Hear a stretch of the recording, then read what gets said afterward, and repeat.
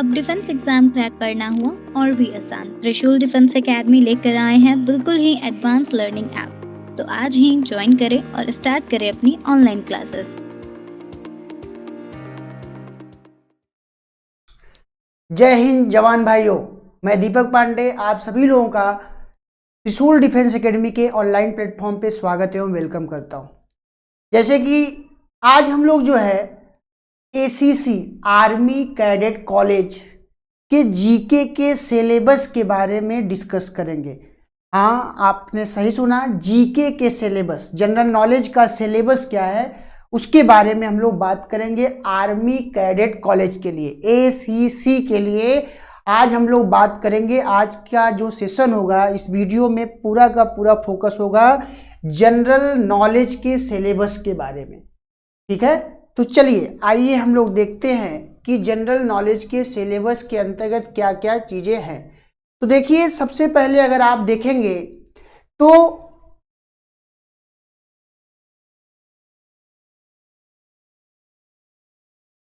General knowledge को दो segment में इसमें बांटा गया है। दो सेगमेंट में बांटा गया है। जो पहला पोर्शन है वो जनरल नॉलेज का है, जो एक स्टैटिक जीके के अंतर्गत है। स्टैटिक जीके का मतलब कि उसमें किसी प्रकार का चेंजेज नहीं है, और उसके अलावा कुछ करंट अफेयर्स के भी पोर्शन है। ठीक है, तो चलिए आइए देखते हैं कि किस तरीके से इसको कैटेगराइज किया गया है। अलग अलग सेक्टर से अलग अलग क्वेश्चन पूछे जाएंगे। तो सबसे पहले इसके अंतर्गत अगर आप आएंगे तो 25 questions each of 2 marks equals to 50 marks. ठीक है, तो जनरल नॉलेज का जो पोर्शन है जो वन लाइनर बेस्ड होगा, जिसमें से 25 क्वेश्चंस पूछे जाएंगे और एक क्वेश्चन का मार्क्स 2 नंबर का होगा। तो इस प्रकार 25 into 2 is equal to 50 marks का क्वेश्चन होगा। यहाँ पे जहां पे पहला टॉपिक्स जो है यहाँ पे मेंशन किया गया है who is who, India and world.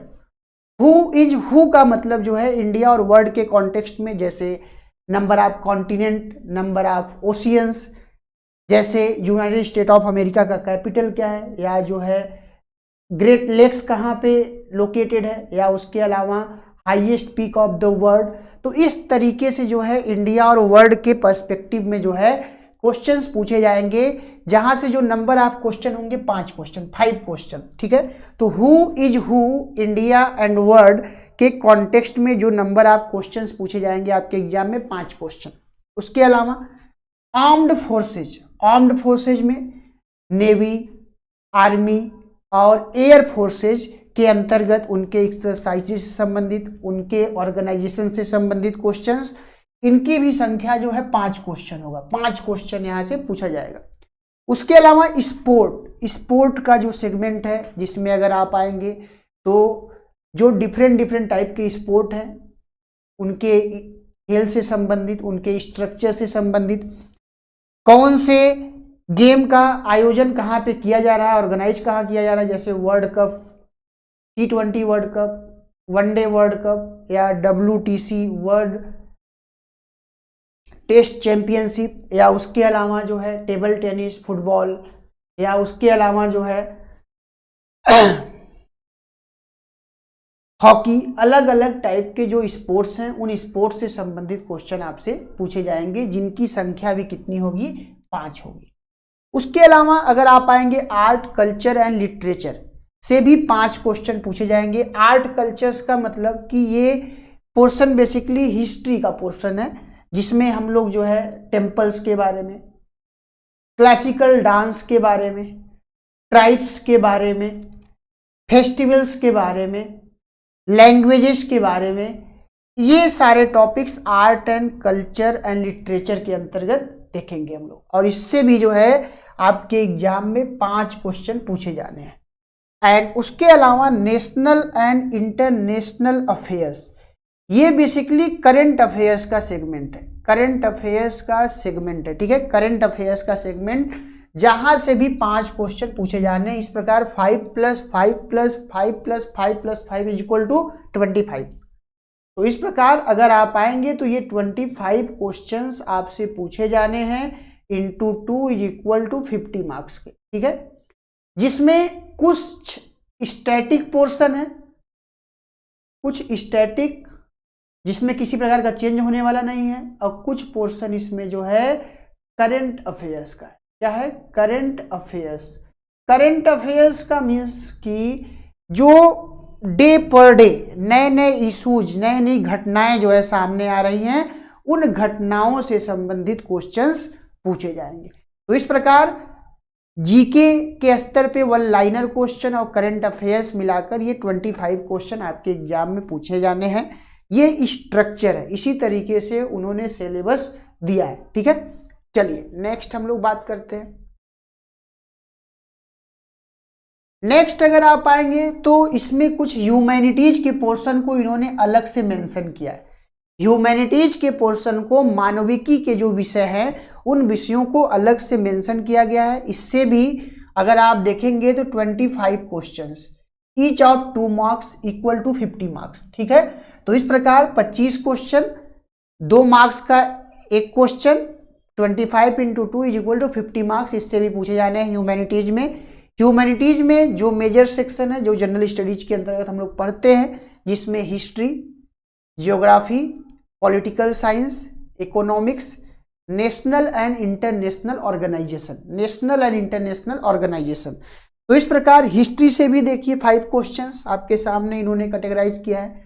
Geography से 5 क्वेश्चंस, पॉलिटिकल साइंस बेसिकली यहाँ पे इंडियन कॉन्स्टिट्यूशन से 5 क्वेश्चन, इकोनॉमिक्स, इकोनॉमी से संबंधित 5 questions, and national and international organisation जैसे for examples world banks, for examples international monetary fund, for examples WTO world trade organisation. इसके अलावा जो ऑर्गेनाइजेशन है उन ऑर्गेनाइजेशन के हेडक्वार्टर से संबंधित, उनके चेयरपर्सन से संबंधित, उनसे संबंधित रिसेंटली कोई अगर किसी प्रकार का पॉलिसी चलाया गया है तो उन पॉलिसी से संबंधित क्वेश्चन आपके एग्जाम में पूछे जाते हैं। तो इस प्रकार अगर आप देखेंगे तो ये ह्यूमैनिटीज को भी 5 भागों में कैटेगराइज किया गया है। ठीक है, अब इनके सिलेबस को मैं थोड़ा सा ब्रीफ वे में आपको बता दूं, हालांकि बहुत डेप्थ में जाके आपके एग्जाम में क्वेश्चन पूछे जाने की संभावना नहीं है। अगर आप देखेंगे इन्होंने लिख दिया है हिस्ट्री से 5 क्वेश्चन, ज्योग्राफी से 5 क्वेश्चन लिख दिया इन्होंने, पॉलिटिकल साइंस से 5 क्वेश्चन लिख दिया है, इकोनॉमिक्स से 5 क्वेश्चन लिख दिया है, नेशनल एंड इंटरनेशनल ऑर्गेनाइजेशन से 5 क्वेश्चन लिख दिया है। अब ज्योग्राफी से 5 क्वेश्चन का मतलब कि ज्योग्राफी का अगर सिलेबस आप पढ़ना शुरू करिएगा तो हो सकता है 6 महीने भी कम पड़े। तो 6 महीने कम पड़े तो 6 महीने में अगर 1-1 घंटे भी पढ़िएगा तो ज्योग्राफी का बहुत सारा नोट्स हो जाएगा आपके पास। तो ज्योग्राफी भले ही इन्होंने लिखा है लेकिन इतना डेप्थ में पढ़ने का जरूरत नहीं है, जनरल क्वेश्चन पूछे जाने का स्कोप है, जैसे लेक्स के बारे में, जैसे पीक्स के बारे में, जैसे पासेज के बारे में, कोस्टल एरियाज के बारे में, ओशियन करेंट्स के बारे में, लोकल विंड्स के बारे में, साइक्लोन एंटी साइक्लोन के बारे में। तो इस तरीके से जनरल क्वेश्चन पूछे जाने की जरूरत है। कॉन्सेप्चुअली स्तर पर आपके एग्जाम में क्वेश्चन पूछे जाने की संभावनाएं बहुत ही लेस है या कम है। मैं ये नहीं कहता कि नहीं पूछा जाएगा, लेकिन लेस है। तो आपको जो है फैक्चुअल स्तर पे चीजों को देखने का कोशिश करना चाहिए।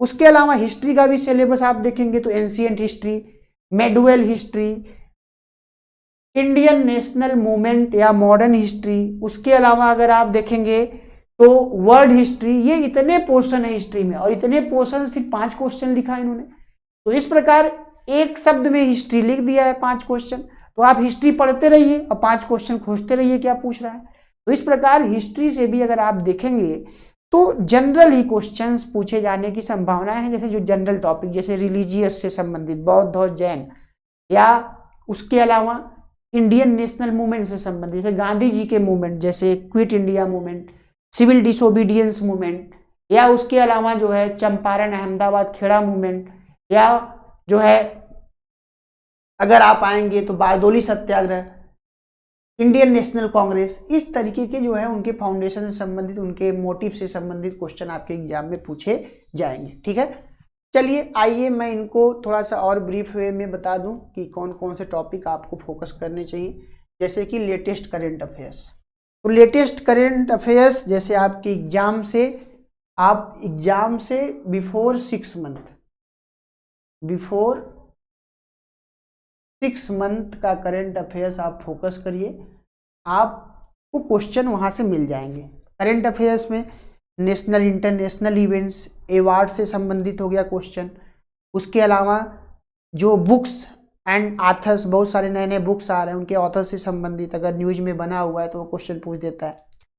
तो ऐसे टॉपिक्स को आपको फोकस करना है। जैसे बजट आएगा 1 फरवरी को, तो 1 फरवरी के बजट में कुछ अगर बहुत ही इंपॉर्टेंट इशूज है उससे संबंधित क्वेश्चन पूछ दिए जाते हैं, तो इसको आपको ध्यान में रखना है, ठीक है। नेक्स्ट अगर आप आएंगे इंडियन कॉन्स्टिट्यूशन, तो इंडियन कॉन्स्टिट्यूशन या भारतीय संविधान से संबंधित अगर मुद्दों पे अगर आप आएंगे, तो जैसे जनरल फंडामेंटल राइट्स को कहाँ से बोरो किया गया है, टाइप ऑफ फंडामेंटल राइट्स, कितने प्रकार के मूल अधिकार हैं, मूल अधिकारों को कौन से पार्ट में रखा गया है, या डीपीएसपी का मतलब क्या है, डीपीएसपी को कौन से पार्ट में रखा गया है, डीपीएसपी को कहाँ से बोरो किया गया है। तो इस तरीके से अगर आप देखेंगे तो जनरल क्वेश्चन ही आपसे पूछे जाने की संभावना है, बहुत डेप्थ में जाने की जरूरत नहीं है। उसके अलावा अगर आप आएंगे इंडियन हिस्ट्री, इंडियन हिस्ट्री में जैसे अगर आप आएंगे तो religion and national movement, religion and national movement. उसके अलावा रिलीजन में जैसे अगर आप आएंगे बुद्ध के बारे में, बौद्ध, जैन के बारे में, बौद्ध के बारे में, जैन के बारे में, थोड़ा बहुत मौर्य एरा के बारे में, और उसके बाद इंडियन नेशनल मूवमेंट के बारे में आपको फोकस करना चाहिए, जहाँ से क्वेश्चन बनते हैं, पूछे जाते हैं। तो बहुत ज़्यादा आपको मेडुअल और एंशिएंट पढ़ने का ज़रूरत नहीं है।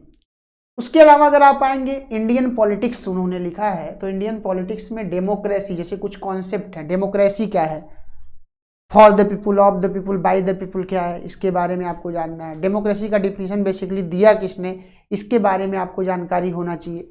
वन लाइनर बेस, रिपब्लिक क्या होता है, रिपब्लिक का कॉन्सेप्ट, जैसे अगर किसी भी कंट्री में हेड ऑफ कंट्री का इलेक्शन कराया जाता है, वो इलेक्शन चाहे डायरेक्ट हो या इनडायरेक्ट हो, तो that is known as republic, उसको क्या बोलते हैं, रिपब्लिक। तो इस प्रकार अगर भारत में देखेंगे या इंडिया में देखेंगे तो रिपब्लिक है, भारत में क्या है, रिपब्लिक है, क्योंकि यहाँ का हेड ऑफ कंट्री जो प्रेसिडेंट होता है उसका इलेक्शन होता है, भले वो इलेक्शन इनडायरेक्ट होता है। लेकिन ब्रिटेन में अगर आप देखेंगे तो ब्रिटेन में जो है ऐसा हेड ऑफ कंट्री का इलेक्शन का प्रोविजन नहीं है, क्योंकि प्रेसिडेंट वहाँ पे होता नहीं, लेकिन प्रेसिडेंट के इक्विवेलेंट वहाँ पे किंग या क्वीन होता है। तो किंग या क्वीन वो हायरार्की वाले पद है, वंशानुगत है, जिनका इलेक्शन नहीं होता। तो इस प्रकार अगर आप देखेंगे तो जो ब्रिटेन में है, ब्रिटेन की व्यवस्था वो रिपब्लिकन व्यवस्था नहीं है। ब्रिटेन में जो है अगर आप देखेंगे तो वहाँ पे राजतंत्रीय व्यवस्था थोड़ा सा आप दिखेगा, मतलब राजतंत्रीय डेमोक्रेटिक है। लेकिन भारत में कैसा है, रिपब्लिक डेमोक्रेसी है, ठीक है। सोशलिस्ट क्या है, तो ऐसे कॉन्सेप्ट के बारे में भी थोड़ा सा आपको जानकारी होनी चाहिए। ज्योग्राफी में अगर आप आएंगे तो कॉन्टिनेंट, कॉन्टिनेंट के अलावा ओशियंस, नंबर ऑफ कॉन्टिनेंट किसने हैं, कौन सा सबसे बड़ा कॉन्टिनेंट है, कौन सा सबसे छोटा कॉन्टिनेंट है, कौन सा एरिया के स्तर, कौन सा जो है पॉपुलेशन के स्तर पे, जनसंख्या के स्तर पे सबसे बड़ा है, नंबर ऑफ कंट्रीज, उनके इंपॉर्टेंट कैपिटल्स के बारे में आपको थोड़ा सा जानकारी होना चाहिए। उसके अलावा मुद्रा के बारे में, कौन कौन सा मनी का नाम अलग अलग कंट्री में क्या है, जैसे भारत में रुपया है तो यूएसए में क्या है नाम, ब्रिटेन में क्या नाम है, अलग अलग कंट्री का मुद्रा अलग अलग नाम से जाना जाता है, तो उसके बारे में जानकारी होना चाहिए। ओशियंस, नंबर ऑफ ओशियंस, सबसे लार्जेस्ट ओशियन, स्मॉलेस्ट ओशियन, ये थोड़ा सा आपको जानना है। रिवर्स के बारे में, बेसिकली रिवर्स जो है विश्व वर्ल्ड का सबसे लंबी रिवर, सबसे स्मॉलेस्ट रिवर, इंडिया का सबसे longest river, smallest river. India के कॉन्टेक्स्ट में थोड़ा सा रिवर आपको ध्यान में रखना पड़ेगा कि रिवर्स के ओरिजिन के बारे में और उनका माउथ के बारे में, ट्रिब्यूटरीज थोड़ा सा भी देखना है, ठीक है। पासेज के बारे में, पासेज जो है ये दो स्थानों को जोड़ने वाला एक जो है लोकेशन होता है।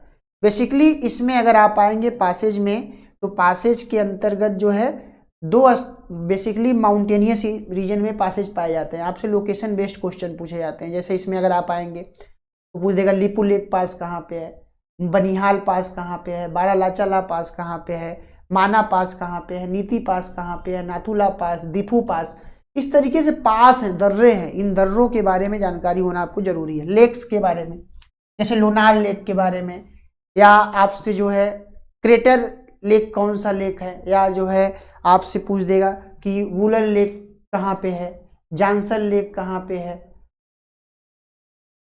पुल्लिकट लेक कहाँ पे है, ठीक है। तो इस तरीके से लेक्स से भी क्वेश्चन पूछता है। टाइप ऑफ लेक्स के बारे में, टाइप ऑफ लेक्स के बारे में अगर आप आएंगे तो जैसे टाइप ऑफ लेक्स के अंतर्गत अगर आप आएंगे टेक्टोनिक लेक्स कौन सा है, लैगून लेक कौन सा है, ठीक है।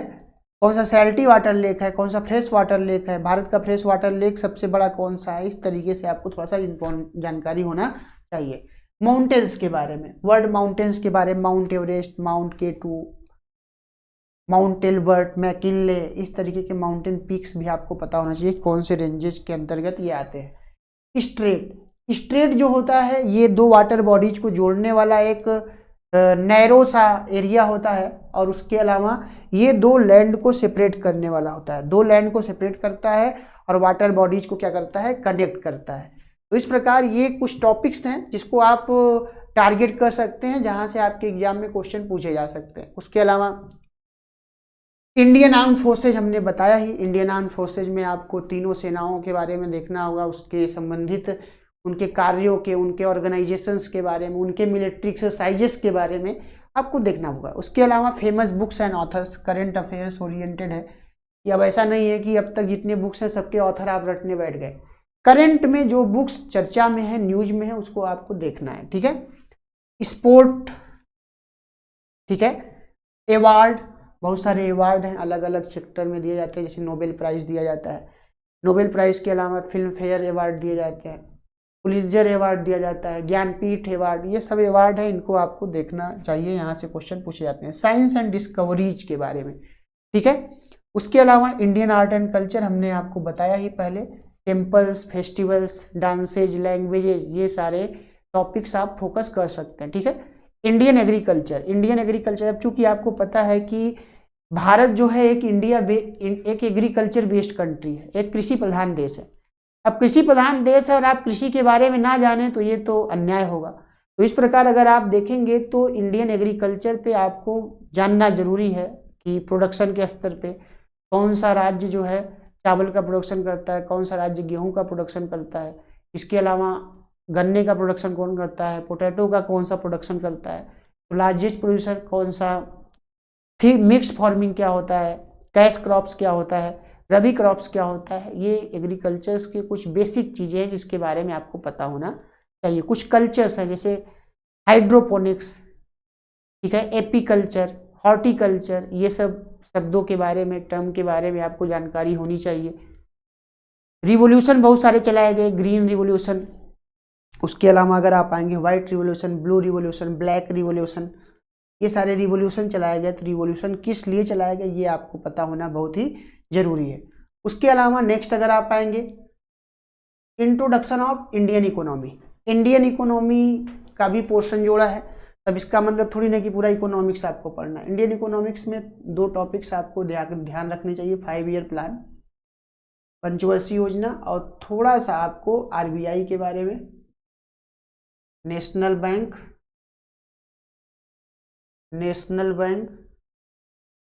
एंड रूरल बैंक, या आरआरबी, रीजनल रूरल बैंक, ठीक है। ये टॉपिक्स हैं जो आप फोकस कर सकते हैं और यहाँ से आप क्वेश्चंस आपको एग्जाम में मिलेगा भी, ठीक है। तो ज़्यादा डेप्थ में जाने की ज़रूरत नहीं है, आप सतही तौर पे पढ़कर जो है आप अच्छा कर सकते हैं, ठीक है। अगर कोई आपको कह रहा है नहीं लक्ष्मीकांत पढ़िए, आपको कोई कह रहा है कि बिपिन चंद्रा पढ़िए हिस्ट्री का, कोई कह रहा है ज्योग्राफी सविंदर सिंह पढ़िए, तो फिर वो आपको सही डायरेक्शन में ले जाने की बात नहीं कर रहा, वो आपको उलझाने का कोशिश करेगा। तो उलझना नहीं है, हमको उलझना नहीं है, हमको टॉपिक को पढ़कर वहाँ एग्जाम में क्वेश्चन भी अटेंड करना है और सही करना है, ठीक है। तो इस बात पे आपको फोकस करना है। तो जो बताया जा रहा है आप उस पर ट्रस्ट करके उसी डायरेक्शन में अपनी तैयारी को आगे बढ़ाएं, ठीक है। तो इस प्रकार ये सिलेबस की बातें थी जिसको हमने एसईसी के अंतर्गत आपको बताया। तो जवान भाइयों, अगर आप एसईसी का तैयारी कर रहे हैं या डिफेंस एग्जाम से संबंधित किसी भी प्रकार का तैयारी कर रहे हैं और आप बेहतर नहीं कर पा रहे हैं और तैयारी तो कर रहे हैं, कुछ अधूरा सा लग रहा है, तो ऐसे संदर्भ में आप त्रिशूल डिफेंस एकेडमी से जुड़े और अपने डाउट्स को क्लियर करें। और डाउट्स को क्लियर करने के दरमियान आखिर सही डायरेक्शन में तैयारी कैसे किया जाए इसके बारे में जानकारी प्राप्त करें। उसके अलावा और भी जानकारी अगर आप चाहते हैं तो आप जो है त्रिशूल डिफेंस एकेडमी का ऐप डाउनलोड करना ना भूलें। आप प्ले स्टोर पे जाके त्रिशूल डिफेंस एकेडमी का ऐप डाउनलोड कर सकते हैं। तो इस प्रकार बच्चों आज के सेशन में हम लोग इतना ही बात करेंगे। नेक्स्ट सेशन में मैं कुछ नया और आप लोगों के लिए लेके आऊँगा। तब तक के लिए थैंक यू एंड जय हिंद।